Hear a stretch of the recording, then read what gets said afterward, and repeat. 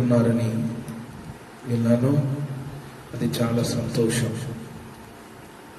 చిన్న చిన్న గుంపులుగా నేడు సంఘం మార్చబడింది. మరి తెగులు దృష్ట్యా ఈ విధంగా సంఘం మార్చబడింది. ప్రియులారా, ఈ సందర్భంలో మనము దేవుని వాక్యాన్ని ధ్యానం చేయుటకు ఇష్టపడదాం. జాగ్రత్తగా దేవుని వాక్యాన్ని వినవలసిందిగా ప్రభు పేరట నేను మనవి చేస్తున్నాను. దేవునికి స్తోత్రం కలుగునుగాక. మీరందరూ కూడా బాగున్నారని నమ్ముతున్నాను. మీరు మీ విశ్వాసమును కాపాడుకొనుచున్నారని నమ్ముతున్నాను. దేవునికి మీరు మీ విధేయతను చూపిస్తున్నారని నమ్ముతున్నాను. ఆత్మలో ఆనందిస్తున్నారని నమ్ముతున్నాను. ప్రభువు మీ అందరికీ తోడై మిమ్మల్ని ఆశీర్వదించి తన రాజ్యము కొరకు సిద్ధపరచాలని ప్రతిదినము మీ నిమిత్తము మేము ప్రార్థన చేస్తున్నాం. మంచిది. మిమ్మల్ని మరి భౌతికంగా చూడలేకపోయినప్పటికీ ఆత్మనేత్రములతో మీరందరూ బాగున్నారని విశ్వసిస్తున్నాను. ఈ సందర్భంలో మీరందరూ బైబిల్ తీసినట్లయితే దేవుని వాక్యాన్ని మనము ధ్యానము చేస్తూ ముందటికి సాగుదాం. తిమోతి పత్రిక, మొదటి తిమోతి పత్రిక 2వ అధ్యాయం. మొదటి తిమోతి పత్రిక 2వ అధ్యాయం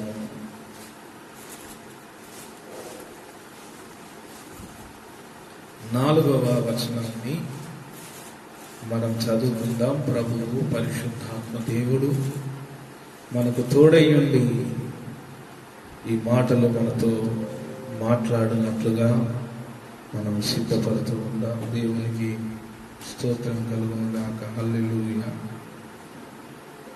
తిమోతి పత్రిక 2వ అధ్యాయము 4వ వచనాన్ని మనం చదువుకుందాం.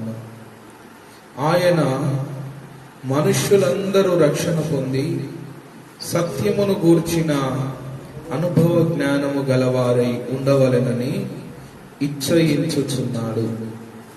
మరొకసారి అదే మాటను మనము చదువుకుందాం. ఆయన మనుష్యులందరూ రక్షణ పొంది సత్యమును గురించిన అనుభవ జ్ఞానము గలవారై ఉండవలెనని ఇచ్చయించుచున్నాడు. ఇచ్చయించుచున్నాడు అనగా ఆశించుచున్నాడు అని అర్థం. ఏమని దేవుడు ఆశిస్తున్నాడంటే మనుషులందరూ కూడా రక్షణలోనికి రావాలి, రక్షణ అందరికి చేకూరాలి అని.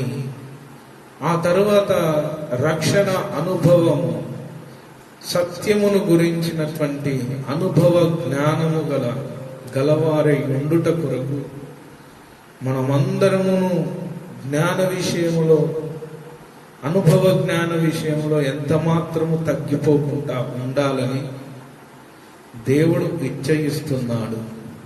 అంటే దేవుడు కోరుతున్నాడు అని అర్థం. దేవుని యొక్క ఆశ, దేవుని యొక్క ఇష్టం, దేవుని యొక్క చిత్తం. ఆయన ఒక్కడు కూడా తప్పిపోకూడదు, అందరూ రక్షణ పొందాలని ఇష్టపడుతున్నాడు.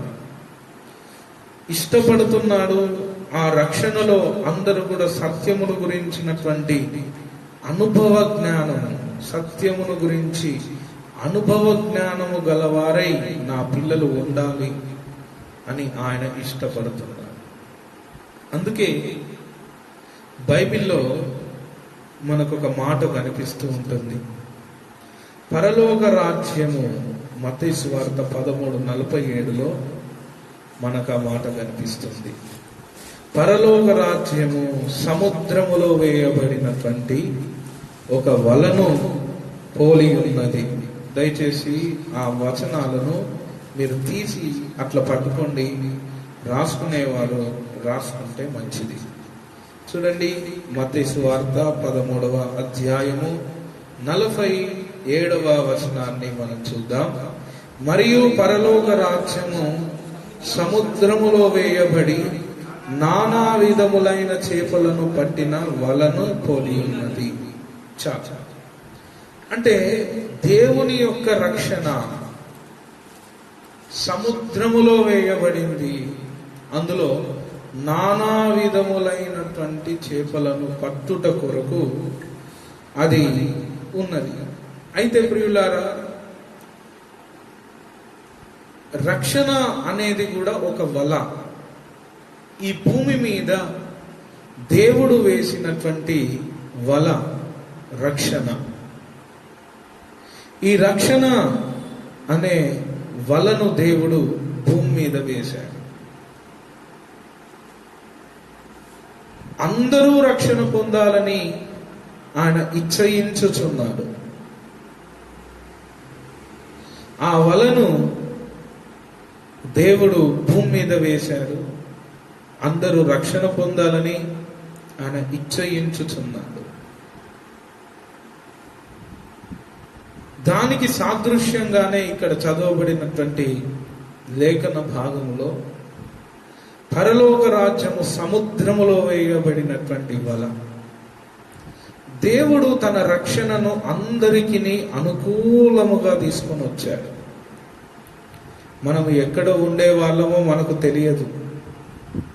మనం పెట్టకుప్పలో ఉండేవాళ్ళం. అసలు దేవుడు అంటే ఏంటో తెలియదు, సత్యం అంటే ఏంటో తెలియదు, రక్షణ అంటే ఏంటో తెలియదు, పరలోకం అంటే ఏంటో తెలియదు, నరకం అంటే ఏంటో తెలియదు. అసలు దేవుడు మన దగ్గరికి వచ్చి మనల్ని దర్శించి రక్షణ అనే వలలోనికి మనల్ని చేర్చాడు. ప్రియులారా, ఇదే వల మనందరి మీదికి రావడం వలన మనము నమ్మి బాప్తిస్మం పొంది మారు మనస్సు పొంది ఈ లోకములో జీవిస్తున్నాం. రక్షణలోనికి అందరూ వస్తున్నారు. ఈ రక్షణలోనికి వచ్చిన వారందరినీ యుగ సమాప్తి అందు దేవుడు వేరు చేస్తాడంట. మంచి వాటిని ఒక గంపలో వేసి చెడ్డ వాటిని తిరిగి పారవేస్తాడు అని అక్కడ దేవుని లేఖనం మనకు తెలియజేస్తుంది. అంటే రక్షణలోనికి రావాలి అని అంటే ఎలిజిబిలిటీ ఏమీ లేదు. అందరూ రక్షణలోనికి వస్తారు. మంచివారు వస్తారు, చెడ్డవారు వస్తారు, మూర్ఖులు వస్తారు, గర్వాంధులు వస్తారు. ఈ రక్షణ అందరికీ సమీపముగా ఉన్నది. అందరూ యథార్థవంతులు వస్తారు, దుర్బీజులు వస్తారు, అనేకులు ఈ రక్షణలోనికి వస్తారు. కానీ యుగ సమాప్తి అందు మాత్రం దేవుడు ఈ కార్యక్రమాన్ని జరిగిస్తాడు. మంచి వాటిని అన్నింటిని తీసి గంపలో వేస్తాడు, చెడ్డ వాటిని తీసి పారవేస్తాడు. ఈరోజు రక్షించబడిన మనం అందరము కూడా పరలోకములో నిత్య వారసులుగా మనం ఉండబోతున్నామా అనేటువంటి విషయాన్ని మనం ఆలోచించాలి. దేవుడు పంట కొరకు కూడా ఆ వచనాల్లో మనకు తెలియజేస్తాడు. ఆ అధ్యాయములు మత్తయి 13 పంట మరి ఎదుగుతున్నప్పుడు దానిలో ఉన్నటువంటి గురుగులను కూడా ఉండనిమ్ము కొంతకాలము అని అంటాడు. ఆ మాటను కూడా ఇక్కడ మనం చదువుకొని దేవుని వాక్యాన్ని ధ్యానము చేయుటకు ఇష్టపడదాం. ప్రియులారా, ఈ రోజుల్లో దేవుని వాక్యాన్ని నెమ్మదిగా ధ్యానము చేస్తే తప్ప మనకు దాని సారాంశం అర్థం కాదు. అందుకే సారాంశము నిమిత్తము మనం లోతులోనికి వెళ్ళాలి. లోతులోనికి వెళితే మనకు దాని యొక్క సారాంశం అర్థమవుతూ ఉంటుంది. దాని సారాంశమే సత్యం. అందుకే నీ వాక్య సారాంశము సత్యం. దీన్ని నెమ్మదిగా లోతుగా దీన్ని మనము ధ్యానం చేయాలి. చాలా మంది కూడా ఈ రోజుల్లో వాక్యానికి మార్కులు వేసేవారు ఉన్నారు. వాక్యం చాలా బాగుందండి, వాక్యం బాగుంది కాదు, వాక్యము నిన్ను ఎంతవరకు ప్రభావితం చేయగలిగింది, ఆ వాక్యము ద్వారా దేవుడు నీతో ఎంతవరకు మాట్లాడాడు అని నీవు తలంచాలి. సంఘంలో చాలా మందికి ఈ మధ్యకాలంలో మెసేజ్ బాగుంది, సూపర్గా ఉంది. అవును, మంచిదే, అదొక మంచి విషయమే. కానీ ఎంతవరకు అది నిన్ను ప్రభావితం చేస్తుంది ఆ వాక్యం? పలానా అయ్యగారు చాలా బాగా వాక్యం చెప్పారు. అవును, నిజమే. ఏ అయ్యగారు నీకు వాక్యం చెప్పినా అయ్యగారులకు మార్కులు వేయడం కాదు, బోధకులకు మార్కులు వేయడం కాదు, కానీ ఆ వాక్యం అనేటువంటిది అర్థము అని మనకు దేవుని గ్రంథం తెలియదు. ఆ అర్థములో మన ముఖమును చూసుకోవాలి. వాక్యము ద్వారా మనం ఉదక స్నానము చెయ్యాలి, శుద్ధీకరించబడాలి. ఆ వాక్యములో మన తప్పులను వెతుక్కోవాలి. అందుకే దేవుని గ్రంథం చెప్పింది, యవనస్తులు దేని చేత తమ నడతను శుద్ధి చేసుకుంటారు, తమ తప్పులను తెలుసుకుంటారు. నీ వాక్యమును బట్టియే కదా. ప్రభువా, వాక్యము మనలో ఉన్నటువంటి లోపాలను తొలగించేది కనుక మీరందరూ కూడా దైవాత్మతో నింపబడి లోతులోనికి రావాల్సిందిగా ప్రభు పేరట నేను మీకు మనవి చేస్తున్నా. వాక్యము ప్రారంభించగానే ఇది తెలిసిన వాక్యమే కదా, చిన్నప్పటి నుంచి నేర్చుకుంటున్నాము కదా అని అనుకోవద్దు. అది ఎంత పిండితే అంత సారము, అంత రసము దానిలో నుండి బయటికి వస్తుంది. అంత మాత్రమే కాదు, ప్రస్తుత మన లోపాలను ఆ వాక్యం ఎత్తి చూపించి మనల్ని స్థిరపరచి మనలో ఉన్నటువంటి కల్మషమును, మనలో ఉన్నటువంటి దోషమును హరించి వేస్తుంది. దేవుని వాక్యం అనే గ్రహించాలని ప్రభు పేరట మనవి చేస్తున్నాను. ఇక్కడ చూడండి, 13వ అధ్యాయము, మత్తయి సువార్త 13వ అధ్యాయము 29వ వచనం. అందుకతడు, వద్దు, గురుగులను పెరుగుచుండగా వాటితో కూడా ఒకవేళ గోధుమలను పెళ్ళగింతురు, కోతకాలము వరకు రెంటిని కలిసి ఎదుగనీయుడి. కోతకాలమందు గురుగులను ముందుగా కూర్చి వాటిని కాల్చివేయుటకు కట్టలు కట్టి గోధుమలను నా కొట్టులో చేర్చి పెట్టుడని కోతగాండ్రతో చెప్పుదున నేను. ప్రియులారా, ఇక్కడ చూడండి, దాని పైన 27వ వచనాన్ని కూడా మనం చదువుదాం. అయ్యా, నీవు నీ పొలములో మంచి విత్తనము విత్తితివి కదా, అందులో గురుగులు ఎక్కడ నుండి వచ్చినవని అడిగిరి. ఇది శత్రువు చేసిన పని అని అతడు వారితో చెప్పగా, ఆ దాసులు, మేము వెళ్ళి వాటిని పెరికి కూర్చుట నీకిష్టమా అని అతనిని అడిగిరి. అందుకతడు, వద్దు, గురుగులను పెరుగుచుండగా వాటితో కూడా ఒకవేళ గోధుమలను పెళ్ళగింతురు, కోతకాలము వరకు రెంటిని కలిపి ఎదుగనీయుడి. రెంటిని కలిపి ఎదుగనీయుడి. ఇక్కడ సముద్రములో వేయబడినటువంటి వలలో మంచి చేపలున్నాయి, చెడ్డ చేపలున్నాయి. ఈ దేవుని యొక్క పొలములో కూడా మంచి విత్తనములతో పాటు గురుగులు కూడా ఉన్నాయి. గురుగులు, వాటిని ఎవడు విత్తాడు అని అంటే సాతానుడు విత్తాడు అని దేవుని గ్రంథం మనకు తెలియజేస్తుంది. ప్రియులారా, ఇక్కడ నేను చెప్పుతున్నటువంటి అంశం ఏంటి అనంటే, రక్షణ అందరూ పొందుకోవాలని దేవుడు ఇచ్చయించుచున్నాడు. రక్షణ అందరి మీదికి వస్తుంది. నీ మీదికి వస్తుంది, నా మీదికి వస్తుంది, మనందరి మీదికి దేవుని రక్షణ వచ్చింది. దేవుడు మనల్ని దర్శించాడు. దేవుడు దర్శించుట వలననే ఈరోజు మనము దేవుని పొలములలో పెట్టబడ్డాము. గాని ఈ రక్షణను ఏ విధముగా కొనసాగిస్తున్నాము అనే దానిని మనం అర్థం చేసుకోవాలి. ఇక్కడ రక్షణ అనేది ఒక దినమునకు సంభవించింది కాదు, ఒకే దినము సంభవించింది కానే కాదు. రక్షణ అనేది మన జీవిత అంతము వరకు సంభవిస్తూనే ఉంటుంది. అనుదినము రక్షణలో మనము కొనసాగించబడాలి. రక్షణ ఒకసారి పొందుకున్న తర్వాత ఇక మరలా రక్షణ అనేది ఉండదు అనేది కాదు.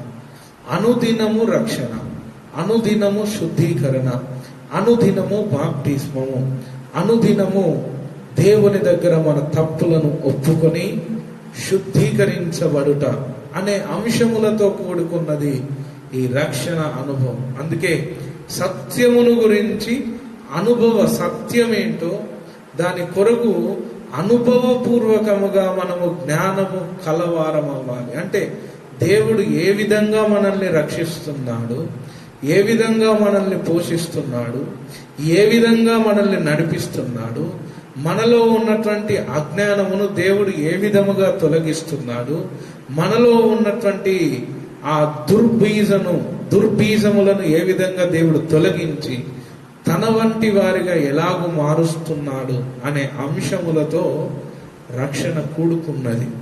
అంటే రక్షణ అనేది దినదినము రూపాంతరము చెందేది. ఒక్క దినము వచ్చి ఆగిపోయేది కాదు రక్షణ. మీరు నమ్మి బాప్తిస్మను పొందారు, అవునిగా మీరు రక్షణ పొందారు. బాప్తిస్మం పొందుకున్నంత మాత్రాన మీరందరూ పరలోక వారసులు కాలేరు. బాప్తిస్మం పొందుకున్నాం కదా, మేము వెళ్ళేది పెంతెకొస్తు చర్చే కదా, మేము వెళ్ళేది పలానా పాస్టర్ గారి దగ్గరకే కదా అని అనుకున్నంత మాత్రాన మీరు రక్షణలోనికి వచ్చినట్టు కాదు, పరలోకపు నివాసులుగా తీర్చిదిద్దబడ్డట్టు కాదు. అనుదినము పరలోక నివాసులుగా మనం మార్చబడాలి. అపోస్తలుడైన పౌలే అంటాడు, నేను అనేకులకు బోధించిన తర్వాత ఎక్కడ భ్రష్టుడనైపోదునేమో అని అతడు భయపడుతున్నట్లుగా దేవుని లేఖనం మనకు తెలియజేస్తుంది. ప్రియులారా, అపోస్తలునికే అట్టి భయం ఉంటే ఈరోజు సంఘంలో ఎంతమందికి ఈ రక్షణను కాపాడుకోవాలి, ఈ రక్షణ యందు మేము నిలిచి ఉండాలి అని ఎంతమంది భయముతో ఉన్నారో ఒకసారి పరీక్షించుకోవాలి, పరీక్ష చేసుకోవాలి. నాకు ఈ రక్షణ కావాలి, ఈ రక్షణ ఎక్కడ నా నుండి తొలగిపోతుందేమో అని ఎంతమంది నేటి దినాల్లో భయపడుతున్నారో అది మీకు తెలుసు. నీవు భయపడ్డావా? ఎప్పుడైనా ఈ రక్షణ నా నుండి పోతుందేమో అని భయపడ్డావా? ప్రియులారా, ఫిలిప్పీ పత్రికను మనము చూసినట్లయితే ఫిలిప్పీ పత్రికలో 2వ అధ్యాయాన్ని, ఫిలిప్పీ పత్రిక 2వ అధ్యాయాన్ని మనం మెల్లగా దేవుని వాక్యాన్ని ధ్యానము చేస్తూ ముందటికి వెళదాం. ఫిలిప్పీలకు రాసిన పత్రిక 2వ అధ్యాయము 12వ వచనాన్ని మనము చదువుకుందాం. కాగా నా ప్రియులారా, మీరెల్లప్పుడూ విధేయులై ఉన్న ప్రకారము నా ఎదుట ఉన్నప్పుడు మాత్రమే గాక మరి ఎక్కువగా నేను మీతో లేని ఈ కాలమందును భయముతోనూ వణుకుతోనూ మీ సొంత రక్షణను కొనసాగించుకొనుడి. ఎలా కొనసాగించాలంటండి? భయముతోనూ వణుకుతోనూ. ఎందుకంటే ఈ రక్షణను సాతానుడు అపహరిస్తాడు, దొంగిలిస్తాడు గనుక ఈ రక్షణను ఎక్కడ మనము పోగొట్టుకుంటామేమో అనే భయముతో మనం బ్రతకాలి, మన రక్షణని కొనసాగించాలి అని దేవుడు తెలియజేస్తున్నాడు. మనలో ఎప్పుడైతే భయము భక్తి తగ్గిపోతుందో అప్పుడు నెమ్మదిగా రక్షణను కూడా కోల్పోతూ ఉంటాం. అందుకే యెహోవా యందు భయభక్తులు గలవాడు కదలక నిత్యము నిలుచు సీయోను కొండవలే ఉంటాడు అని దేవుని లేఖనము తెలియజేస్తుంది. అంటే మనము దేవుని యందు భయమును భక్తిని నిలిపినప్పుడు మన రక్షణ కదిలించబడదు. అందుకే అయ్యగారు అంటాడు, భయముతో వణుకుతోను ఉండుడి. చాలా మంది ఈ భయము లేక మత్తులైపోతూ ఉంటారు, ఈ రక్షణను కొనసాగించరు. పర్వాలేదులే, మేము బాప్టిజం పొందుకున్నాం కదా, మేము పలానా చర్చికి వెళుతున్నాం కదా, ఇక మేము రక్షించబడ్డాము కదా, ఇక మేము ప్రభు బలలో పాల్గొంటున్నాం కదా, సంతోషం, ఇక మేము పరలోక వారసులమే అని అనుకుంటూ ఉంటారు. కానీ ప్రియులారా, దీన్ని ఎక్కడ పోగొట్టుకుంటానేమో అని అపోస్తలుడైనటువంటి పౌలే భయపడ్డాడు. మరి మనము కూడా జాగ్రత్తగా ఈ రక్షణలో కొనసాగాలి, భయభక్తులతో కొనసాగాలని దేవుడు తెలియజేస్తున్నాడు. అందుకే నీకు కలిగిన దానిని నీవు జాగ్రత్తగా పట్టుకొను అని దేవుని వాక్యం మనకు తెలియజేస్తుంది. మనకు ఏ రక్షణ అయితే కలిగిందో ఆ రక్షణను మనము జాగ్రత్తగా పట్టుకున్నప్పుడే మనము మంచి చేపలుగా మార్చబడతాం. అంత మాత్రమే కాదు, దేవుని రాజ్య నివాసులుగా మనం మార్చబడటకు అవకాశం ఉంటుంది. ఈరోజు ఎంతమంది దేవునికి భయపడుతున్నారు, ఎంతమంది రక్షణను ఎక్కడ కోల్పోతానేమో అని భయపడుతున్నారు. అసలు ఇటువంటి భయం మనలో ఉందా? మందిరాలు నడవట్లేదు కదా, అయ్యగారు చూడట్లేదు కదా, పర్వాలేదులే, మా ఇష్టానుసారంగా మేము ఉంటాములే అని ఎంతమంది అనుకుంటున్నారో ప్రియులారా, అది ప్రమాదము అని దేవుడు నీకు తెలియజేస్తున్నాను. రక్షణ కోల్పోతావు. దేవుని స్వరాన్ని పర్వాలేదులే, మందిరాలు బంద్ అయిపోయినాయి కదా, ఇక దేవుని వాక్యం వింటే ఏంటి, వినకుంటే ఏంటి, పర్వాలేదులే అని నువ్వు అనుకుంటున్నావా? అలా అనుకోవడము నీకు ప్రమాదకరమైనటువంటి విషయం. దేవుని సన్నిధిని నీవు ఎప్పుడు వెతుకుతూ వెతుకుతూ వెతుకుతూ ఉండాలి. అందుకే దేవుడు మనకి మొదట నా నీతిని, నా రాజ్యాన్ని మీరు వెతకండి వెతకండి వెతకండి అని దేవుడు తెలియజేశాడు. ప్రియులారా, దేవుని సంఘమా, మీరు కూడా దేవుని యొక్క రాజ్యాన్ని, దేవుని రక్షణలో ఉంటూ దేవుని యొక్క నీతిని, దేవుని స్వరమును, దేవుని చిత్తాన్ని వెతుకుటకు మనము లోపలికి వెళ్ళాలి. దాని గురించినటువంటి అనుభవ జ్ఞానమును మనము దినదినము సంపాదించుకోవాలి. లేకపోతే మనం ఎటువంటి వారిమి అనంటే ఇసుక మీద కట్టబడినటువంటి పునాది వంటి వారిని. వాన వచ్చెను, వరదలు వచ్చెను, ఆ పునాది కొట్టుకొని పోతుంది అని దేవుని లేఖనము తెలియజేస్తుంది. కానీ బండ మీద కట్టబడిన పునాది మాత్రం నిలచి ఉన్నది. దేవునికి స్తోత్రం కలుగును గాక. నిలచి ఉన్నది. బండ మీద కట్టబడినటువంటి పునాది, బండ మీద స్థిరపరచబడినటువంటి పునాది, అది స్థిరముగా ఉంటుంది, కదలదు కదలదు కదలదు. అందుకే దేవుడు ఒక మాట తెలియజేశాడు, నేను ద్రాక్షావల్లిని, తీగెలు మీరు. ఎవడు నా యందు నిలిచి ఉండెనో వాడు మాత్రమే ఫలిస్తాడు. ఎవడైతే దేవుని యందు నిలిచి ఉండడో వాడు ఏం చేస్తాడు? వాడు నరికివేయబడి అగ్నిలో పారవేయబడుటకు సిద్ధపరచబడతాడని దేవుని లేఖనం తెలియజేస్తుంది. అవును, ఒక దినము దేవుడు మన యొక్క రక్షణ లేని బ్రతుకులో, మన యొక్క అంధకార సంబంధమైనటువంటి బ్రతుకులో మనం ఉంటున్నప్పుడు చప్పుకుమని ఒక వెలుగును మన జీవితంలోనికి, రక్షణ అనే వెలుగును తీసుకొచ్చాడు. ఉదాహరణకు మనం గనక చూసినట్లయితే మోషే మరి దేవుని కొరకు ఎదురు చూశాడు. కొంతకాలం తర్వాత వదిలేశాడు. అరణ్యంలోకి వెళ్ళి తన బ్రతుకు తాను బ్రతుకుతున్నప్పుడు ఒకేసారి ఒక మెరుపు వలె దేవుడు మరి మండుతున్నటువంటి అగ్నిలో, కాలని పొదలో దేవుడు మోషేను పిలిచి, మోషే నా యొద్దకు రా అని దేవుడు పిలిచాడు. మనము కూడా ఏదో ఒక సందర్భంలో ఎక్కడో బ్రతుకుతున్నటువంటి మన జీవితాలను, ఏదో అన్యాచారములో బ్రతుకుతున్నటువంటి మన జీవితాలను, దేవుడే తెలియనటువంటి మన బ్రతుకులను కూడా ఒకసారి దేవుడు ఏం చేశాడు? అయ్యో, నా బిడ్డలకు నేను ప్రత్యక్షం అవుతానని మోషేకు ఆ దినం ఏ విధంగా ప్రత్యక్షమయ్యాడో మనకు కూడా తన రక్షణను అనుగ్రహించి మనకు ప్రత్యక్షమయ్యాడు దేవుడు. ఆయన రక్షణ ఈ రోజు వరకు మనల్ని కొనసాగింపజేస్తుంది. మనం ఆయన రక్షణలో కొనసాగించబడుతున్నాం ప్రియులారా.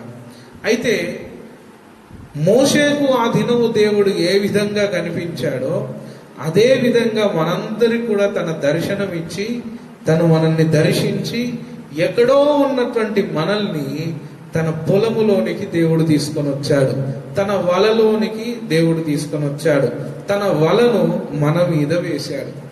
మోషే మీద కూడా అదే వల, మోషే ఇటు రా అని పిలిచాడు. నేను అబ్రహాము దేవుడను, ఇస్సాకు దేవుడను, నీ పితరుల దేవుడనని మోషే నా యొద్దకు రమ్ము అని దేవుడు పిలిచాడు. పిలిచిన తర్వాత మోషే రక్షణలో కొనసాగించబడ్డాడు. అటువంటి దర్శనాన్ని చూచుట కొరకు మోషే మరి శుద్ధీకరించబడ్డట్టుగా తన చెప్పులు విడిచాడు, తన నడతలన్నింటిని విడిచినట్లుగా తను దేవుని స్వరాన్ని వినుటకు 40 దినములు ఉపవాసం ఉన్నట్టుగా, అయ్యో నాకు దేవుడు కావాలని, దేవుని ఆజ్ఞలు కావాలని, దేవుని చిత్తమేమిటో నాకు తెలియాలని మోషే ఎక్కువగా పరితపించినట్లుగా దేవుని గ్రంథం మనకు తెలియజేస్తుంది. మోషేకు దేవుడు మండుతున్న అగ్నిలో కాలుని పొదగా ఎలాగూ ప్రత్యక్షమయ్యాడో అదే విధంగా ఒక దినం మనకు కూడా ప్రత్యక్షమయ్యే ఈరోజు సంఘము అనే పొలములోనికి దేవుడు మనల్ని తీసుకొని వచ్చినాక మోషేకు ప్రత్యక్షమైన తర్వాత మోషే ఆ దర్శనమును వట్టిగా వదిలిపెట్టలేదు. మోషే ఆ దర్శనము కొరకు ఉపవాసం ఉన్నాడు. మరలా దేవా నన్ను దర్శించు అని సినాయి పర్వతం మీద అతడు ఉపవాసం ఉన్నట్టు, దేవునితో సహవాసం చేస్తున్నట్టు, దేవునితోనే జీవిస్తున్నట్టు, దేవుని యొక్క ముఖకాంతి మోషే మీద ప్రకాశించినట్టు, మోషే మీద ప్రకాశించగానే మోషే ముఖము కూడా అద్భుతముగా ప్రకాశించెను అని అక్కడి జనులందరూ కూడా సాక్ష్యం ఇచ్చారు. మోషే పరిపూర్ణంగా దేవునితో జీవించుటకు ఇష్టపడ్డాడు. మోషేను ఎప్పుడైతే ఆ మండుతున్న అగ్నిలో కాలుని పొదగా దేవుడు ప్రత్యక్షమై మోషేతో మాట్లాడాడో అప్పటి నుంచి మోషే దేవుణ్ణి విడిచినట్లు బైబిల్లో ఎక్కడ కూడా లేదు. తన్ను తాను శుద్ధీకరణ చేసుకున్నాడు. దేవుని దగ్గర భయభక్తులతో నివసించాడు. 40 దినాలు ఉపవాసం ఉండి మరి సినాయి పర్వతం దగ్గర ఆయన కొరకు కనిపెట్టుకుని ఉన్నాడు. ప్రియులారా, ఎక్కడో ఉన్నటువంటి మనల్ని దేవుడు తీసుకొచ్చి తన పొలములో వేశాడు. అయితే మనము భయముతోనూ వణుకుతోనూ మన రక్షణను కొనసాగిస్తున్నామా అనేది నేడు మన ముందున్నటువంటి ప్రశ్న. లేకపోతే మనము మన ఇష్టానుసారంగా బ్రతుకుతున్నామా అనేటువంటి విషయాన్ని మనం ఆలోచించాలి. దేవుని చిత్తానికి వ్యతిరేకంగా మనం బ్రతుకుతున్నట్లయితే ఈ రక్షణ తొలగిపోతుంది మన మీద నుండి. మనము పరలోకములో నిత్య వారసులుగా ఉండటం అనేటువంటిది జరగదు అని పరిశుద్ధాత్మ దేవుడు మనకు తెలియజేస్తున్నాడు. ఈ రక్షణ తొలగిపోతుంది, సాతానుడు దీన్ని అపహరిస్తాడు. అందుకే మనకు కలిగినటువంటి ఈ రక్షణను మనం ఏం చేయాలి? జాగ్రత్తగా పట్టుకోవాలి. మోషే దేవుని చిత్తము కొరకు పరితపించినట్లు, దేవుని స్వరము కొరకు పరితపించినట్టు దేవుని లేఖనాలు మనకు తెలియజేస్తున్నాయి. ఈరోజు సంఘములో రక్షించబడిన గుంపు, బిలీవర్స్, విశ్వాసుల గుంపు, రక్షణ పొందిన వారందరూ కూడా దేవుని చిత్తము కొరకు, దేవుని స్వరము కొరకు ఎవరైనా ఎదురు చూస్తున్నారా? ఎవరైనా కనిపెడుతున్నారా? దేవునితో సహవాసము చేయుటకు ఇష్టపడుతున్నారా? లేకుంటే పర్వాలేదులే, మేము రక్షణ పొందుకున్నాం, అంతే సరిపోయింది, ఇక మేము ఎన్ని పాపాలు చేసినా పరలోక రాజ్యంలోనికి వెళ్ళిపోవడమే, ఇక మేము పరలోక రాజ్య నివాసులం అవుతాము అని అనుకుంటున్నారా? అటువంటి భ్రమలో మీరున్నారా? ఈ దినం పరిశుద్ధాత్మ దేవుడు నీతో మాట్లాడుతున్నాడు. ఈ కొలసీలు, ఈ ఫిలిప్పీలకు మరి పౌలయ్య గారు రాస్తుంటాడు. మీరు మరొకసారి ఆ మాటను చదువుదాం. 12వ వచనం. కాగా నా ప్రియులారా, కాగా నా ప్రియులారా, నా ప్రియులైన వారలారా, దేవుని రక్తములో కడగబడినటువంటి ప్రజలారా, నా బిడలారా అన్నట్టుగా పౌలయ్య గారు మాట్లాడుతున్నారు. కాగా నా ప్రియులారా, మీరెల్లప్పుడూ విధేయులై ఉన్న ప్రకారం నా ఎదుట ఉన్నప్పుడు మాత్రమే కాదు, ఇదిగో నేనున్నప్పుడు మాత్రమే కాదు కానీ నేను లేనప్పుడు కూడా, నేను లేనప్పుడు మరి ఎక్కువగా నేను మీతో లేని ఈ కాలమందును భయముతోను వణుకుతోను మీ సొంత రక్షణను కొనసాగించుకొనుడి అంటున్నారు. మందిరములో ఉన్నప్పుడు, దైవజనులతో మీరు మాట్లాడుతున్నప్పుడు అయ్యగారు మమ్మల్ని చూస్తున్నాడు, అయ్యగారు మాతో ఎల్లప్పుడూ కాంటాక్ట్ లో ఉన్నాడు కదా, కనుక మేము మంచిగానే ఉన్నాం, పర్వాలేదు. కానీ ఇప్పుడు అయ్యగారులు కాంటాక్ట్లో ఉండలేకపోతున్నారు, అయ్యగారులతో మనం ముఖాముఖిగా సంభాషించలేకపోతున్నాం. ప్రియులారా, ఇటువంటి తెగులు కాలంలో మనం ఉన్నాం. అయితే ఈ రోజుల్లో మనం ఇంకా ఎక్కువగా దేవుని దగ్గర భయముతోనూ వణుకుతోనూ ఉండాలి. ఆనాడు పౌలయ్య గారు ఉన్నప్పుడు ఎంత విశ్వాసులు ఉంచారో, ఎంత భయము కలిగి ఉన్నారో, ఎంత విధేయత కలిగి ఉన్నారో దేవునికి, అంతే విధేయతతో ఈ యొక్క తెగులు కాలములో కూడా సంఘము ఉండాలని దేవుడు తెలియజేస్తున్నాడు. దేవునికి స్తోత్రం కలుగునుగాక. పర్వాలేదులే, అమ్మగారు మమ్మల్ని చూడట్లేదు, అయ్యగారు మమ్మల్ని చూడట్లేదు, మమ్మల్ని ఎవరు అడిగేవారు లేరు, మమ్మల్ని హెచ్చరించేవారు లేరు, మాకు బుద్ధి చెప్పేవారు లేరు, మా ఇష్టం ఉన్నట్టుగా మేము బ్రతుకుతాము అని అనుకుంటే జాగ్రత్త దేవుని సంగమా, నీ రక్షణను కోల్పోయే ప్రమాదం ఉన్నది ఈ దినమున అని నీవు గ్రహించాలి. ఎంతమంది బైబిల్ చదువుతున్నారు, ఎంతమంది దేవునితో సహవాసం చేస్తున్నారు, ఎంతమంది మోషే వలె దేవుని కొరకు కనిపెట్టుకొని బ్రతుకుతున్నారు ఈ రోజుల్లో. అయ్యగారులు ఉన్నప్పుడు మాత్రమే కాదు, ఉపవాస కూటాలు, సమాజముగా కూటాలు పెట్టుకొని పరిశుద్ధాత్మ అభిషేకము పొందుకొని ఎగిరి దుంకి గంతులు వేసినంత అప్పుడు మాత్రమే కాదు. ఇప్పుడు కూటాలు లేవు, గృహ గుడికలు లేవు, ఆరాధనలు లేవు. ఈ కాలమందు మరి ఎక్కువగా భయముతోనూ వణుకుతోనూ సంఘము ఉండాలని దేవుడు తెలియజేస్తున్నాడు. భయముతోను వణుకుతోను సంపూర్ణ విధేయులమై, దేవా నేనే కాలములో ఉన్నాను, నిన్ను నీవు పరీక్ష చేసుకొని బ్రతకాలని దేవుడు హెచ్చరిస్తున్నాడు. లేకపోతే ప్రియులారా, పిలువబడిన వారు అనేకులు గాని ఏర్పరచబడిన వారు కొందరే అనే మాట నీ జీవితంలో నెరవేరుతుంది. నువ్వు పిలువబడ్డా, కానీ ఏర్పాటు చేయబడ్డావా? రక్షణ నీకు వచ్చింది, దేవుని పొలంలో నీవు ఉన్నావు, మంచి విత్తనములుగా ఉన్నావా? లేకపోతే పొట్టు వలెనే నీ బ్రతుకుందా? దేవుడు నిన్ను పరీక్షించినప్పుడు నీవు గురుగవా గోధుమవా అని చూసినప్పుడు నీవు గురుగలలోనికి వెళ్ళిపోతావా, లేకుంటే గోధుమలలోనికి వస్తావా? ప్రయోజనకరమైన వ్యక్తిగా ఉంటావా, లేకుంటే నిష్ప్రయోజనకరమైన వ్యక్తిగా నీవు ఉంటావా? పరీక్ష చేసుకోవాలి. హెచ్చరిస్తున్నవారు, చూస్తున్నవారు ఉన్నప్పుడే మేము యాక్షన్ చేస్తామంటే మనం ఎటువంటి వారం అవుతాం? వేషధారులం అవుతాం. దేవుడు వేషధారులను క్షమించడు. కారణం, ఆయన అంతరంగమును ఎరిగి ఉన్నవాడు. దేవునికి స్తోత్రం కలుగునుగా. అదేవిధంగా లూకాసు వార్త 19వ అధ్యాయాన్ని గనుక మనం చూసినట్లయితే, లూకాసు వార్త 19వ అధ్యాయాన్ని మనం చూస్తే, లూకాసు వార్త 19వ అధ్యాయములో జక్కయ్య మనకు కనిపిస్తాడు. జక్కయ్య యొక్క స్టోరీ మనకు కనిపిస్తూ ఉంటుంది. లూకాసు వార్త 19వ అధ్యాయములో మనం చూస్తే అక్కడ జక్కయ్య మనకు కనిపిస్తాడు. చూడండి, ఇక్కడ నేను ముందు కొంత వివరణ ఇవ్వనివ్వండి, తర్వాత చూద్దాం. జక్కయ్య, అందరు కూడా ఇటు చూడండి, బైబిల్ చూసి చదవకండి ఇంటి దగ్గర. చూడండి, జక్కయ్య ఎప్పుడైతే యేసయ్యను చూడాలి అని అనుకున్నాడు, అందరూ యేసయ్యను చూస్తున్నారు, అందరూ యేసయ్యను చూస్తున్నారు, కానీ జక్కయ్యను మాత్రం యేసయ్య చూశాడు. ఎప్పుడైతే యేసయ్య జక్కయ్యను దర్శించాడో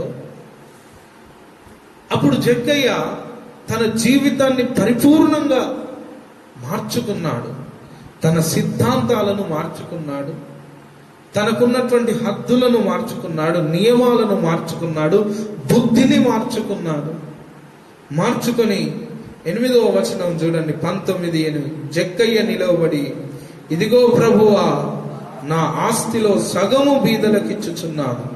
నేనెవని యొద్దనైనను అన్యాయముగా దేనినైనను తీసుకుని ఎడల అతనికి 4 అంతలు మరలా చెల్లింతునని ప్రభువుతో చెప్పెను. దేవునికి స్తోత్రం కలుగును గాక. ఎంత తీసుకున్నాడో దేవునికి నేను 4 అంతలు చెల్లిస్తాను. ఎవరి దగ్గర అన్యాయంగా నేను తీసుకుంటే దానికి బదులుగా 4 అంతలు కూడా నేను చెల్లిస్తాను. కారణం, జక్కయ్యకు రక్షణను వదులుకోవాలనే మనస్సు లేదు. ఈ డబ్బు పోయినా పర్వాలేదు, ఈ ఆస్తి పోయినా పర్వాలేదు, ఏది పోయినా పర్వాలేదు, నా ప్రభు నా ఇంట నివసించాలి, నా ప్రభువు నా ఇంట భోజనము చేయాలి, నా ప్రభువుతో నేను ఉండాలి అనే ఒకే ఒక ఆశ జక్కయ్యలో ఉంది. ప్రియులారా, రక్షణ కొరకు మనము చేసినటువంటి త్యాగం ఏంటి? ఈ రక్షణను కాపాడుకొనుట కొరకు నీవు ఏం ప్రయత్నం చేస్తున్నావు? జక్కయ్య అయితే తన మనస్సును మార్చుకున్నాడు, జక్కయ్య తన బుద్ధిని మార్చుకున్నాడు, జక్కయ్య తన సిద్ధాంతాన్ని మార్చుకున్నాడు, తన క్రియలను మార్చుకున్నాడు. ఎందుకంటే ప్రభువు జక్కయ్య దగ్గరికి వచ్చాడు, జక్కయ్యను చూచాడు గనక. ఈరోజు దేవుడు మనకు తన రక్షణ అనే వలయంలోనికి మనల్ని తీసుకొచ్చాడు.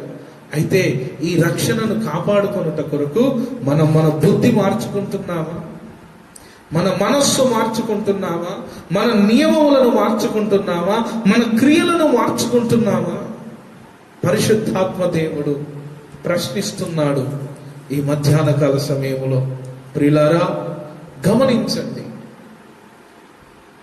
జక్కయ్యకు ఒకే ఆశ, నేను యేసయ్యతో ఉండాలి, యేసయ్య నాతో ఉండాలి. యేసయ్య నాతో ఉంటాను అంటే దేన్నైనాను సరే నష్టపరుచుకొనుటకు నేను సిద్ధమే.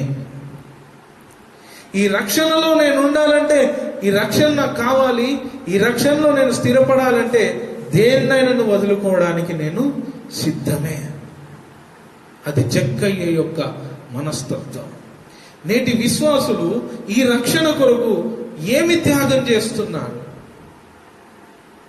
లోక స్నేహమును త్యాగం చేస్తున్నారా?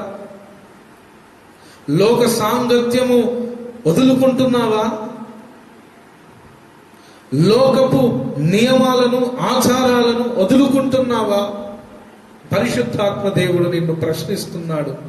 ప్రియ సహోదరి, సహోదరుడా, జక్కయ్య అయితే తన క్రియలన్నింటిని వదులుకుని నీతి క్రియలు చేస్తున్నాడు. నువ్వేం క్రియలు చేస్తున్నావు? జక్కయ్య కావలసింది ఒకటే, నా యేసు నా ఇంటిలో ఉండాలి, నా యేసుతో నేను ఉండాలి. ఎంతమంది అనుకుంటున్నారు ఈరోజు యేసయ్యతో నేను ఉండాలి, యేసయ్య నాతో ఉండాలనే కోరిక ఎంతమందికి ఉంది? రక్షణలో నేను ఉండాలి, రక్షణ నాతో ఉండాలని ఎంతమంది ఆశిస్తున్నారు? ఎంతమంది రక్షణ కావాలని మీ సమయాన్ని వెచ్చిస్తున్నారు దేవుని దగ్గర? ఈ లాక్డౌన్ పీరియడ్లో మరి చాలా ఖాళీ సమయం ఉంది మనకు. ఎంతమంది ఖాళీ సమయాన్ని దేవుని సన్నిధి కొరకు వినియోగించారు, దేవుని రక్షణ కొరకు వినియోగించారు? పరీక్ష చేసుకుందా దేవుని సంగమా? ఆలోచించండి. ఈ ఖాళీ సమయం దేవునితో గడపాలి. మన ఫ్రెండ్స్తో కాదు, మన మొబైల్స్తో కాదు, మన కంప్యూటర్స్తో కాదు, దేవునితో గడపాలి. పౌలు భక్తుడు మనకు చూపిన మాదిరి ఏంటి? ఫిలిప్పీ పత్రిక 3వ అధ్యాయం చూడండి. ఫిలిప్పీ పత్రిక 3వ అధ్యాయమును మనం చూస్తే 10వ వచనాన్ని మనము చదువుకున్న ఫిలిప్పీ పత్రిక 3వ అధ్యాయం. దయచేసి అందరూ కూడా దేవుని వాక్యాన్ని వినండి. మనస్సులను అటు ఇటు ఎవడు కూడా తిప్పకూడదు. ఈ వాక్యం ఈరోజు ఈ లైవ్ కార్యక్రమం ద్వారానైనా మనకు అందుతుంది, కానీ ఇంకొద్ది రోజుల్లో ఇది కూడా అందే అవకాశం ఉండదు. ప్రియులారా, దేవుడు మనల్ని అటు భయంకరమైన దినాల కొరకు సిద్ధపరుస్తున్నాడు. గ్రహించండి, దేవుని ఉపదేశాన్ని ఎవరు కూడా తృణీకరించకండి. చూడండి ఈ యొక్క ఫిలిప్పీ పత్రిక 3:10, ఏ విధము చేతనైనను మృతులలో నుండి నాకు పునరుత్థానము కలగవలెనని ఆయన మరణ విషయములో సమాన అనుభవము గలవాడనై ఆయనను ఆయన పునరుత్థాన బలమును ఎరుగు నిమిత్తమును ఆయన శ్రమలలో పాలివాడనగుట ఎట్టిదో ఎరుగు నిమిత్తమును సమస్తమును నష్టపరుచుకొని వాటిని పెంటతో సమానముగా ఎంచుకొనుచున్నాను. సమస్తమును వదులుకున్నాడు. ప్రియులారా, ఈ ముసలమ్మ ముచ్చటలను మానుడి అని తిమోతికి పౌలు భక్తుడు రాశాడు. ఎంతమంది ఈరోజు ఈ ముచ్చటలను మానారు?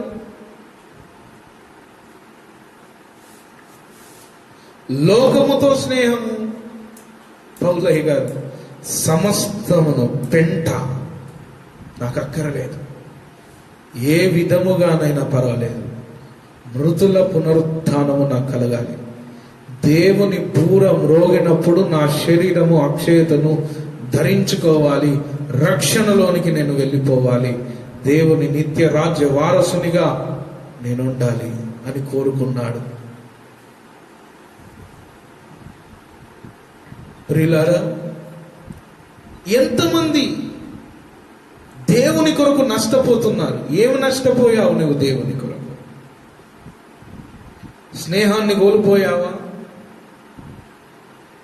చెడుతనమును కోల్పోయావా? క్రియలను తొలగించుకున్నావా? నీ మనస్సును మార్చుకున్నావా? ఏమి నష్టపోయావు? పౌలైతే సమస్తమును నష్టపరుచుకుంటా అంటున్నాడు. జక్కయ్య కూడా తన ఆస్తంతటిని నష్టపరుచుకున్నాడు, పేదలకు ఇచ్చేశాడు. దేవా, నీవు నాతో ఉండాలి, నేనేం చేయాలో చెప్పు. నీవు నాతో ఉంటానంటే నేను ఎన్ని గంటలైనా నీతో ఉంటా, నీతో మాట్లాడతా. మరి దేవుడు ఇంకొద్ది రోజుల్లో భూమిని ఏం చేయబోతున్నాడు, తన సంఘాన్ని ఏం చేయబోతున్నాడో ఆలోచనైనా చేస్తున్నారా ప్రియులారా? సంఘ సేవా కార్యక్రమాలు ఆగిపోయాయి. మరి నువ్వు ఏం ఆలోచన చేస్తున్నావు? కాలమును బట్టి చూస్తే బోధకుల వలె ఉండాలని దేవుని లేఖనం తెలియజేస్తూ ఉంటుండగా, నాకు బోధే లేదు కదా అని ఇష్టమున్నట్టు బ్రతుకుతున్నటువంటి నీవు దేవుడు లెక్క అడిగినప్పుడు ఏం చేస్తావు? నీ తలను ఆయనకు, నీ ముఖమును ఏ విధంగా చూపించాలని అనుకుంటున్నా? దేవుని వాక్యము అందని సమయం, దేవుని రాకడ సంభవాలు జరుగుతున్నటువంటి సమయం ఇది. ఏం నేర్చుకుంటున్నావు? ఏమి సంపాదిస్తున్నావు? ఏమి వెతుకుతున్నావు నీవు ఈ లోకములో? పూర్ణ భయముతో, వణుకుతో, భక్తితో రక్షణను కొనసాగించాలని పౌలు భక్తుడు తెలియజేస్తున్నాడు కదా మనకు. ప్రియులారా,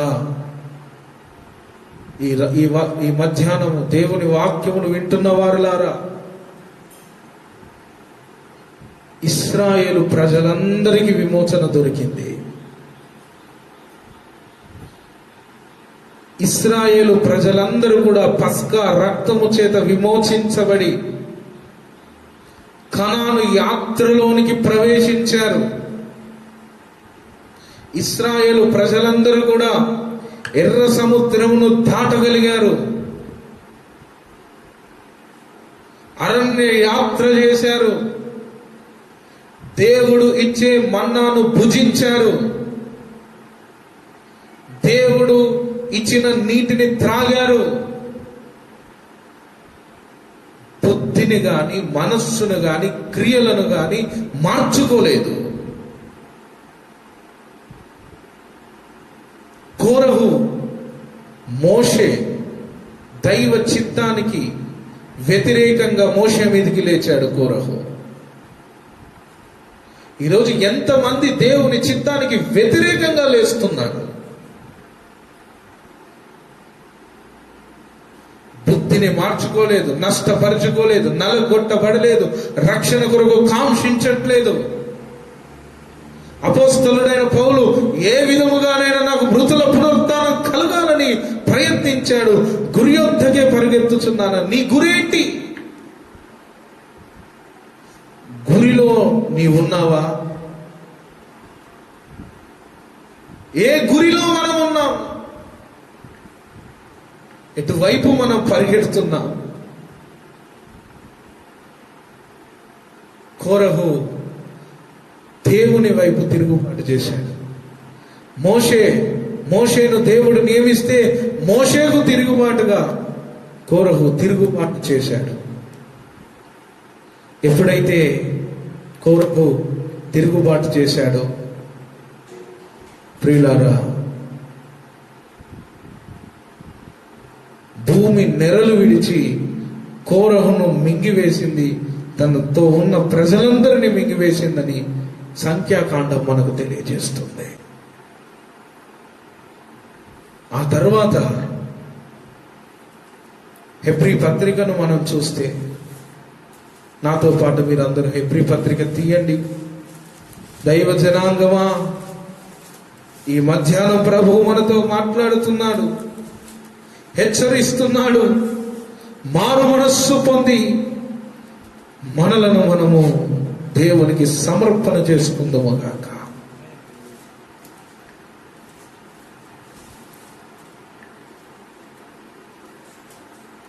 హెబ్రీ పత్రిక 3వ అధ్యాయము 16వ వచనాన్ని మనం చూస్తే, విని కోపము పుట్టించిన వారెవరు? దేవుని మాటలు విన్నారు, దేవుని స్వరమును చూశారు, విన్నారు, దేవుని అద్భుత కార్యక్రమాలను కనివిని అన్నట్లుగా వాటిని కన్నారు, విన్నారు. దేవుడు అరణ్యములో నడిపించే విధానమును వీరు చూశారు, చూస్తున్నారు. సముద్రము తెరవబడట చూస్తున్నారు. ఆకాశములో నుండి మన్నా దిగి వచ్చుట చూశారు. మోషేతో దేవుడు మాట్లాడుట వీరందరూ కూడా స్పష్టంగా విన్నారు. దేవుని యొక్క చిత్తం ఏంటో దేవుడు ప్రత్యక్షపరిచాడు, దాన్ని కూడా విన్నారు. కానీ విని దేవునికి ఏం పుట్టించారంట? కోపము పుట్టించారు. ఈరోజు మనము కూడా పరలోకములో నుండి వస్తున్నటువంటి మన్నాను తింటున్నాం, వింటున్నాం, దేవుని వాక్యాన్ని వింటున్నాం, దేవుని అద్భుతములను చూస్తున్నాం, దేవుని కార్యక్రమాలన్నింటిని చూస్తున్నాం. ఇటువంటి రోజు వస్తుందని కూడా మనం విన్నాము. మందిరాలు మూయబడతాయి అని దేవుడు తెలియజేసినప్పుడు కూడా మనం విన్నాం మందిరములో. అయినా కూడా మన ప్రవర్తనలో ఏ మార్పు రాలేదే. అయినా కూడా మన బ్రతుకులో ఎటువంటి మార్పు రాలేదు. దేవునికి కోపమును పుట్టిస్తున్నాం, దేవునికి కోపమును పుట్టిస్తున్నాం. మనకున్నది ఒకే బ్రతుకు, ఒకే జీవితము. ఈ జీవితములో మనకు మాదిరిగా ఉన్నాడు పౌలు. సమస్తమును నష్టముతో ఎంచుకుంటున్నాడు. మోషే కూడా సకల విద్యలలో ప్రవీణుడు అని దేవుని లేఖనము తెలియజేస్తుంది. వాటన్నిటిని వదులుకున్నాడు. ఫరో కుమార్తె యొక్క కుమారుడగుటకు ఆయన ఇష్టపడలేదు. మోషే ఇష్టపడ్డాడో చెప్పండి? వదులుకున్నాడు. రాజరికమును సైతం మోషే వదిలిపెట్టాడు. కావలసింది ఒకటే, రక్షణ కావాలి, రక్షణ కావాలి ఆశపడ్డాడు. చూడండి, విని కోపం పుట్టించిన వారెవరు? మోషే చేత నడిపించబడి ఐగుప్తులో నుండి బయలుదేరి వచ్చిన వారందరే కదా. ఎవరి మీద 40 ఏళ్ళు ఆయన కోపగించను? పాపము చేసిన వారి మీదనే కదా. చూడండి, వారి శవములు అరణ్యములో రాలిపోయెను. వారి శవములు ఎక్కడ రాలిపోయాయి? అరణ్యములో రాలిపోయాయి. ఎందుకు? వారు నిత్య రాజ్య వారసులు కాలేరు, వాగ్దాన భూమిలో అడుగు పెట్టలేరు, విశ్రాంతిలో వారు ప్రవేశింపలేరు. It's impossible. ఇది అసాధ్యమైనటువంటి చర్య. దేవునికి స్తోత్రం కలుగును గాక. ప్రియులారా, దేవుని వాక్యం వింటున్న వారలారా గమనించండి. 18వ వచనం చూడండి. తన విశ్రాంతిలో ప్రవేశింపరని ఎవరిని గూర్చి ప్రమాణము చేసెనో అవిధేయులైన వారిని గూర్చే కదా. ఈరోజు ఎంతమంది దేవునికి అవిధేయులు అవుతున్నారో, దేవుని చిత్తానికి అవిధేయులు అవుతున్నారో, వీరందరూ కూడా వాగ్దాన భూమిలో విశ్రాంతిలో ప్రవేశించుట అసాధ్యం. It's impossible. పరలోకములోనికి రారు. ప్రభువా ప్రభువా అని నన్ను పిలుచు ప్రతివాడు రాడు. దేవుని చిత్తమును చేయువాడు మాత్రమే పరలోక రాజ్యములోనికి వస్తాడు. దేవుని చిత్తమును చేయువాడు మాత్రమే విశ్రాంతిలో ప్రవేశిస్తాడు.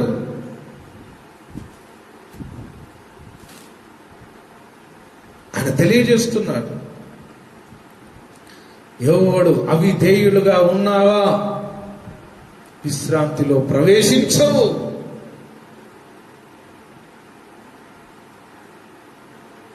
ప్రియులారా,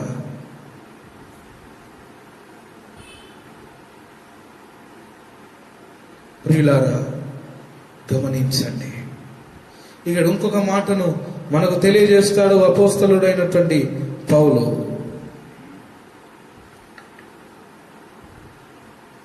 స్తోత్రం.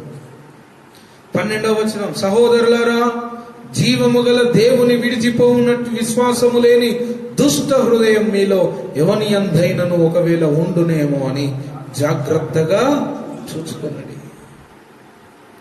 ఎక్కడ దేవుణ్ణి వదిలిపెడతానేమో అనే భయము నీలో ఉండాలి. పౌలులోనే ఆ భయమును మనం చూస్తున్నాం. జక్కయ్యలో ఆ భయాన్ని మనం చూస్తున్నాం. ఎక్కడ నా క్రియలు చెడ్డవైతే, నా క్రియలు చెడ్డవైనందున యేసయ్య ఎక్కడ నాకు దూరం అయిపోతాడోనేమో అనే భయముతో తన అవినీతితో సంపాదించిన సొమ్మంతటిని, దొంగలుగా సంపాదించిన సొమ్మంతటిని 4 గంటలు తిరిగి ఇచ్చేస్తున్నాడు. యేసయ్య, నీవు నాతో ఉండు, ఇది చాలు నాకు. Praise the lord. Hallelujah, hallelujah. Yesayya నాతో ఉండు, ఈ రక్షణ నాకు కావాలి.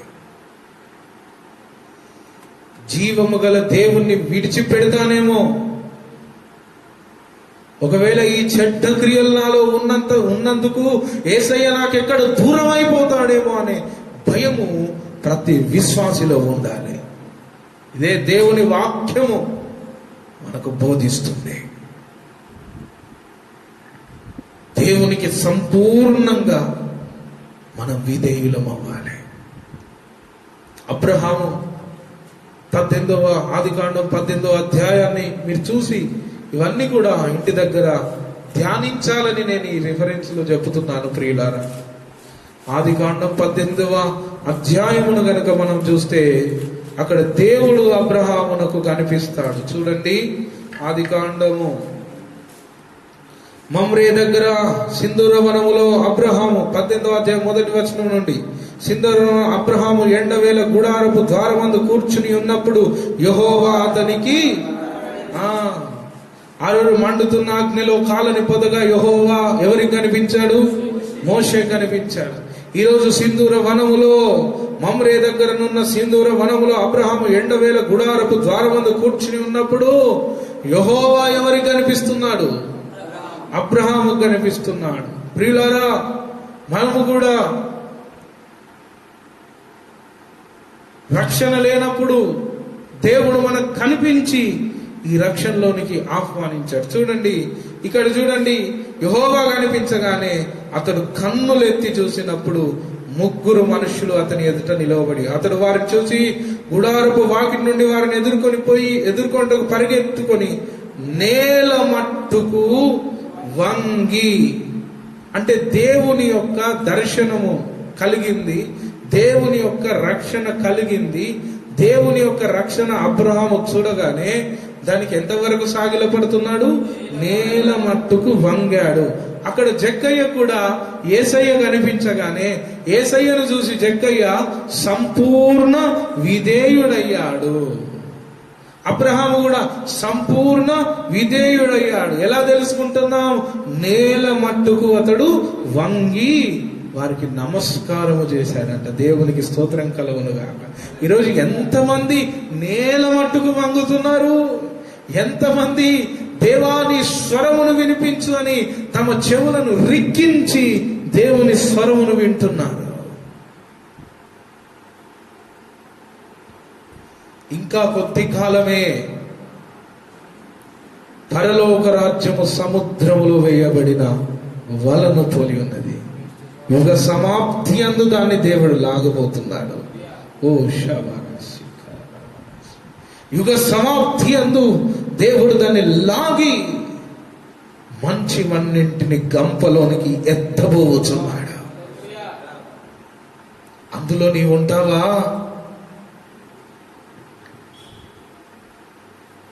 అందులో నీవు ఉంటావా?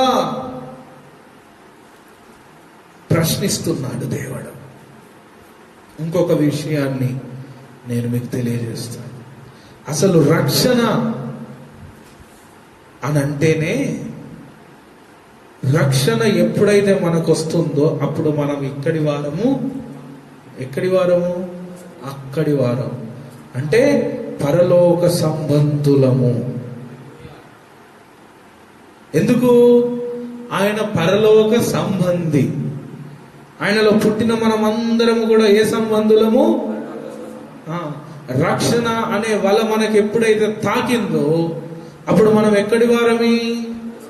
పరలోక సంబంధులము. అందుకే పౌలయ్య గారు ఏం చెప్పాడు? మన పౌరసత్వం ఎక్కడి ఉన్నది? పరలోకమందు. అంటే మనం ఎక్కడి పౌరులము? పరలోక పౌరులము. మనం పరలోక పౌరులం గనక ఈ లోక పౌరులము కాదు, ఈ లోక పౌరత్వమును వదిలిపెట్టుకోవాలి. అంటే దాని అర్థం ఏంటి? ఈ లోకములో మనకున్నటువంటి చెడు స్నేహాన్ని, చెడ్డ క్రియలను, చెడ్డ కార్యములను వదిలిపెట్టుకొని దేని కొరకు ఎదురు చూడాలి? మన రాజ్యము కొరకు ఎదురు చూడాలి. మన పౌరసత్వం ఎక్కడుంది? అక్కడ ఉంది. దాని కొరకు మనము ఎదురు చూడాలి. దాని కొరకు మనము సిద్ధపడాలి. ప్రియులారా, దేవుని సంఘమా, దేవునితో అంటి దావీదు అంటాడు 68వ కీర్తనలో. ఆ మాటను కూడా మీరు చదవండి. 68వ కీర్తన 3వ వచనం అనుకుంటా. కీర్తనలు 68:3.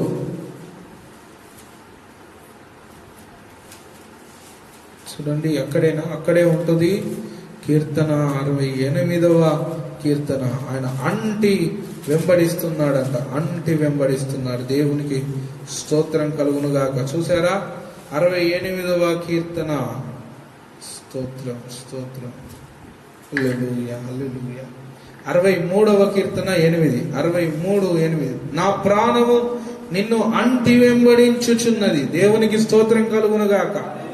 దావీదు ప్రాణము ఎవరినంటి వెంబడించుచున్నది? దేవుణ్ణి అంటి వెంబడించుచున్నది. ప్రియులారా, ఈరోజు దేవుని సంఘములో ఉంటున్నటువంటి సంఘ సభ్యులారా, ఎవరిని అంటి వెంబడిస్తున్నారు? దేవుణ్ణి అంటి వెంబడిస్తున్నావా? లోకమును అంటి వెంబడిస్తున్నావా? దేవుణ్ణి నీవు అంటి వెంబడించాలి. దేవుణ్ణి నీవు అంటి వెంబడించినప్పుడు మాత్రమే నీవు దేవుని పొలములో ఒక మంచి శ్రేష్టమైన గోధుమగా నీవు ఉంటావు. దేవుని యందు నిలిచి ఉంటేనే. యోహాను సువార్త 15వ వచనాన్ని చూడండి, టక్మని తీయాలి. యోహాను సువార్త 15వ వచనాన్ని మనం చూడండి. ఆడంటాడు అద్భుతమైన శ్రేష్టమైన మాట, ద్రాక్షావల్లిని నేను, తీగెలు. ఎవడు నా యందు నిలిచి ఉండునో, నేను ఎవని యందు నిలిచి ఉండునో వాడు బహుగా ఫలించును. నాకు వేరుగా ఉండి మీరేమీ చేయలేరు. ఎవడైనాను నా యందు నిలిచి ఉండని ఎడల, చూడండి దేవుడు అంటున్నాడు, ఎవడైనాను నా యందు నిలిచి ఉండని ఎడల వాడు తీగవలే బయట పారవేయబడి ఎండిపోవును. మనుష్యుడు వాటిని పోగు చేసి అగ్నిలో అవి కాలిపోవును. దేవుని సంఘమా, దేవుణ్ణి అంటి నీవు వెంబడించుదువుగాక. నేల మట్టుకు వంగి అబ్రహాము దేవునికి విధేయుడైనట్లుగానే, మోషే దేవునికి విధేయుడైనట్లుగానే, జక్కయ్య దేవునికి విధేయుడైనట్లుగానే, పౌలు దేవునికి విధేయుడైనట్లుగానే నీవు కూడా దేవునికి సంపూర్ణంగా విధేయుడవవుదువుగాక. ఎందుకంటే ఇంత గొప్ప రక్షణను నీవు నిర్లక్ష్యము చేసిన ఎడల ఎలాగూ తప్పించుకుందవా? ఈ రక్షణను మనం వదిలిపెట్టకూడదు. ఈ రక్షణను మనం వదిలిపెట్టవద్దు. ప్రియులారా, గమనించండి, మన పౌరసత్వం పరలోకమందున్నది. దేవుని యందు నిలిస్తే ఫలిస్తావు. ఫలిస్తే శ్రేష్టమైన గోధుమగా నీవు మార్చబడతావు. దేవుడు ఒకరోజు తూర్పారబట్టినప్పుడు నీవు పొట్టు వలె ఎగిరిపోవు. దేవుడు పరలో సముద్రంలో వేయబడిన వలను తీసినప్పుడు నిన్ను శ్రేష్టమైన వాడిగా తన గంపలో వేసుకుంటాడు. ప్రియులారా, నీవు దేవుని యందు నిలిచి ఉండాలి. ప్రార్థన అనుభవం, దినదినము భయముతోను వణుకుతోను దేవుని యందు భయభక్తులతో రక్షణను కొనసాగించే అనుభవమును నీవు కలిగి ఉండాలి.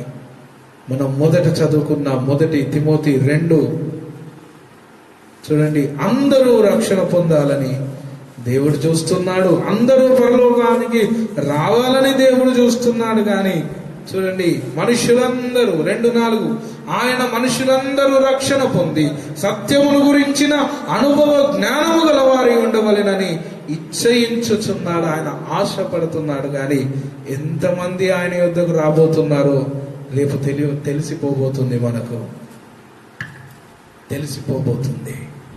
జాగ్రత్తగా మనం ఆలోచన చేసుకుందాం. సంఘస్థులారా, దేవుని సంఘమా, దైవజనుడు లేడని, అడిగేవారు లేరని ఇష్టమున్నట్టు తిరుగుతున్న వారలారా, మీరు మరీ ఎక్కువగా దైవజనులు ఉన్నప్పటికంటే మరీ ఎక్కువగా మీ భక్తి ఎదిగించబడాలని పరిశుద్ధాత్మ దేవుడు కోరుతున్నాడు. మీ ప్రార్థనా జీవితం ఎదిగించబడాలని పరిశుద్ధాత్మ దేవుడు కోరుతున్నాడు. ప్రియులారా, గమనించి, కుమారుడా తిమోతి, నిన్ను నీవే దైవ భక్తి విషయంలో సాధన చేసుకునుమని ఏ విధంగా తెలియజేశాడో మనల్ని మనమే ఈ రక్షణలో కొనసాగించబడుతూ రక్షణను కాపాడుకుంటూ బ్రతికి మన గురి యొద్దకు మనము పరిగెత్తుదుముగాక. దేవుడు ఒక దినం బూర ఊదినప్పుడు అక్షయులుగా లేపబడి ఆ పరలోకపు విందులోనికి మనం ప్రవేశించుదుముగాక. అట్టి భాగ్యము దేవుడు నీకు నాకు ఈ వాక్యం వింటున్న వారందరికీ అనుగ్రహించునుగాక. ఆమేన్. అందరూ మోకరించుదాం, ప్రార్థన చేసుకుందాం. హల్లెలూయా, హల్లెలూయా, హల్లెలూయా. ఓ రీవా షబాబారి ఖలరవరా సియారవరా సియా. గ్లోరీ జీసస్, హల్లెలూయా. ఓ జీసస్, హల్లెలూయా. ప్రతి ఒక్కరు కూడా మీ కళ్ళు మూసుకొని మోకాళ్ళ మీద ప్రభుని స్తుతించండి, స్తుతించండి, స్తుతించండి, స్తుతించండి. Oh Jesus, hallelujah, hallelujah, hallelujah, hallelujah, hallelujah.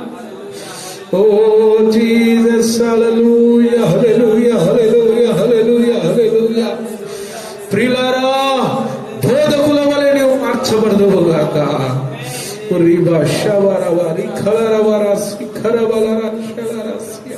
Thank you, Jesus. Almighty Lord, Almighty Lord. శక్తి కలిగిన పరిశుద్ధాత్ముడా నీకు స్తోత్రము, స్తోత్రము, స్తోత్రము. ఒక్కడు కూడా తప్పిపోకూడదు, ఒక్కరము కూడా తప్పిపోకూడదు. అందరమును పరలోకంలో కలుసుకోవాలి, అందరమును పరలోక సంబంధులుగా మార్చబడాలి. అపవాదిని ఎదిరించాలి, మన నడుములను కట్టుకోవాలి. దేవుని రక్షణలో మనము కొనసాగించబడాలి. ఇంత గొప్ప రక్షణ ఎంత మాత్రమో మనం వదిలిపెట్టకూడదు. హల్లెలూయా, hallelujah, hallelujah, hallelujah. Oh Jesus, hallelujah, హల్లెలూయా. దైవమా, దైవమా, దైవమా, దైవమా, కడవరకు కాచే దైవమా, కన్నీరంత తుడిచే దైవమా, కడవరకు కాచే దైవమా, కన్నీరంత తుడిచే దైవమా, ఆర్తనాదాలు ఆలకించే దైవమా, ఆర్తనాదాలు ఆలకించే దైవమా, దైవమా, దైవమా, దైవమా, దైవమా, చెప్పవా దైవమా. ఓ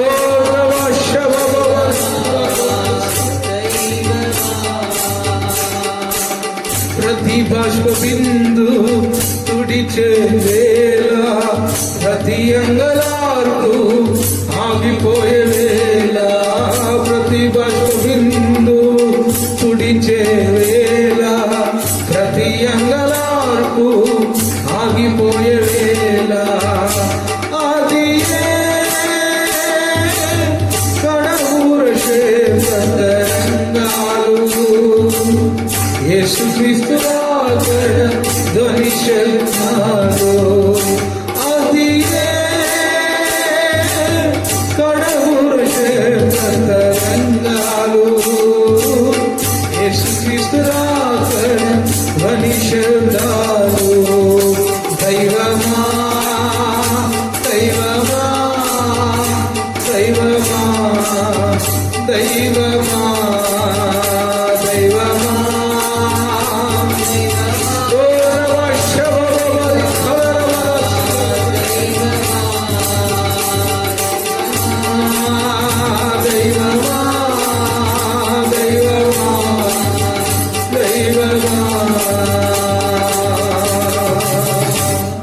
కడవరకు కాచే దైవమా, కన్నీరంత తుడిచే దైవమా, కడవరకు కాచే దైవమా, కన్నీరంత తుడిచే దైవమా. థ్యాంక్ యూ జీసస్, హల్లెలూయా. నిలిచి ఉంటేనే ఫలిస్తావు, నిలిచి ఉంటేనే ఫలిస్తావు. ఈ రక్షణను వదిలిపెట్టకూడదు. దేవునికి కోపమును పుట్టించిన వారి శరీరములు శవములు రాలిపోయాయి ప్రియులారా, అరణ్యములు రాలిపోయాయి. వాగ్దాన భూమి వారు ప్రవేశించలేదు. మనకున్నది ఒకే జీవితం, దీన్ని మనం వదిలిపెట్టొద్దు. దేవుని రాజ్య నివాసులుగా మనం మార్చబడదాం. సమయమును పోనీయక సద్వినియోగపరచుకొనుచు అజ్ఞానుల వలె కాక జ్ఞానుల వలె ముందటికి సాగవలసిందిగా ప్రభు పేరును కోరుతున్నాను. స్తోత్రం, స్తోత్రం, స్తోత్రం. ఈ వాక్యము నిమిత్తము, ఈ వాక్యం మనలో